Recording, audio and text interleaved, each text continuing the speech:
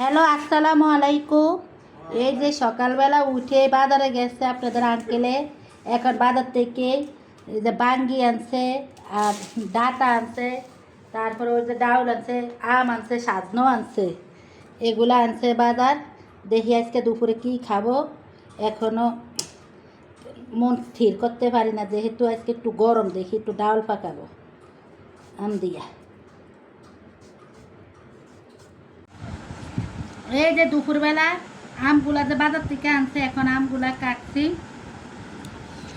এই আম বক্তা করতে যায় ছোটোবেলার স্মৃতিগুলা মনে পড়ে গেছে।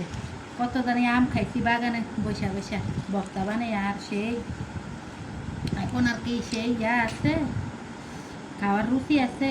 এখন বাচ্চাদের কাটতে দিচ্ছি, আর একটু মরিচ দিছি আমের বক্তার মধ্যে, এই যে মরিচ আর একটু চিনি দিচ্ছি, লবণ দিয়ে মাখিয়ে দিচ্ছি, যেহেতু ওরা শুকনো মরিচ দিলে খাইতে পারে না। ডাল রান্না করলাম, শাক ভাজি রান্না করলাম, ডাঁটার শাক, আর ছেলের জন্য একটু তরকারি বিরিয়ানি আছে, আর গুঁড়া মাছের তরকারি আছে, আর এই যে আম ঘরের মধ্যে দিলে সিদ্ধ দিলে খাইতে চায় না, তাই আলাদা সিদ্ধ করে নিলাম।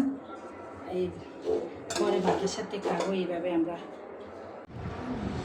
দুপুরবেলা আমার ছেলে মসজিদের থেকে আসার সময়, জুমার নামাজ পড়ে আসার সময় একটা দই আইসক্রিম আনছে।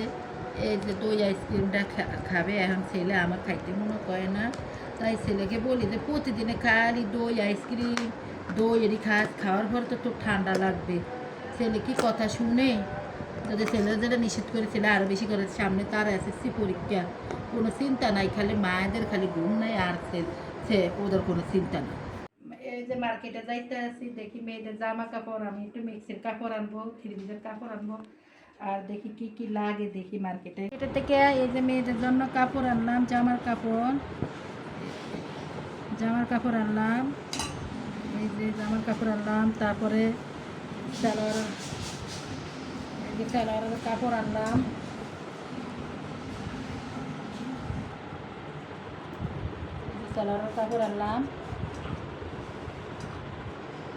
তারপরে একটা আনারস আনলাম,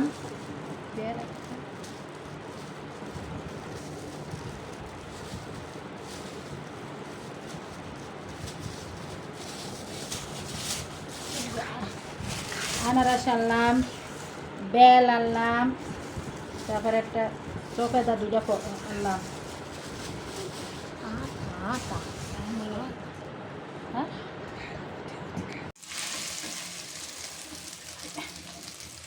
আপনারা আঙ্কেল এই শাক ভাজির সাথে এই যে ডিম খাবে, তাই রাত্রে এই যে ডিম ভাজা করলাম।